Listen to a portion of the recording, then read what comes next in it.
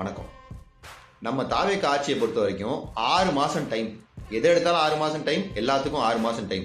6 மாசம் டைம்ன்றது நீங்க கொடுத்த கண் கவர் வாக்குறுதிங்க இருக்கு பாத்தீங்களா, அதை நிறைவேற்றுறதுக்கான டைம் தான் அந்த 6 மாசம்.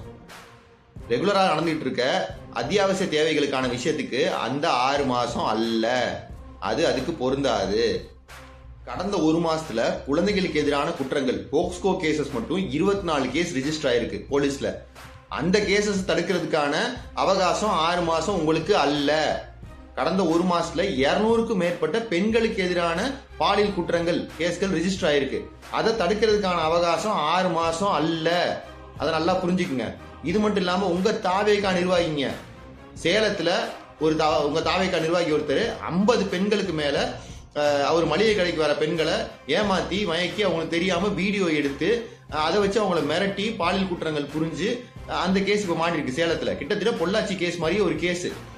உங்க தாவேகா நிர்வாகி அதை தடுக்கிறதுக்கான இந்த மாதிரியான குற்றங்களை தடுக்கிறதுக்கான அவகாசம் 6 மாசம் அல்ல. ஸ்ரீவைகுண்டத்துல உங்களோட தாவேகா நிர்வாகிங்க 2 பேரு உங்க தாவேகா நிர்வாகியா இருக்க ஒரு பொண்ணுக்கே கூல்ட்ரிங்க்ஸ்ல மயக்க மருந்தை கலந்து கொடுத்து அந்த பொண்ணை அதை குடிக்க வச்சு அவங்கள பாலியல் குற்றங்கள் செஞ்சிருக்காங்க. அவங்கள ரேப் பண்ணிருக்காங்க.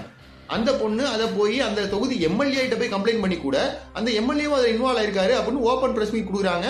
அதை மினிஸ்டர் ஆதவ அர்ஜுனாட்ட சொன்னப்ப அவரும் அதுக்கு நடவடிக்கை எடுக்காம மறைக்க பார்த்தாரு சொல்றாங்க. இப்ப இந்த மாதிரி குற்றங்களை தடுக்கிறதுக்கு 6 மாசம் அவகாசம் அல்ல. மக்கள் நாள்தோறும் மின்வெட்டு பிரச்சனை, கரண்ட் பிரச்சனைன்னு சொல்லி தெருல இறங்கி போராடுறாங்க. ராத்திரி நேரத்துல கரண்ட் இல்ல, பகல் நேரத்துல கரண்ட் இல்ல, ஆபீஸ் போறப்ப கரண்ட் இல்ல, போயிட்டு வந்ததுக்கு அப்புறம் கரண்ட் இல்லைன்னு சொல்லி போராடுறாங்க. இந்த மாதிரி பிரச்சனைகளை தீர்க்கிறதுக்கு அந்த 6 மாசம் அவகாசம் அல்ல. புரிஞ்சுதா?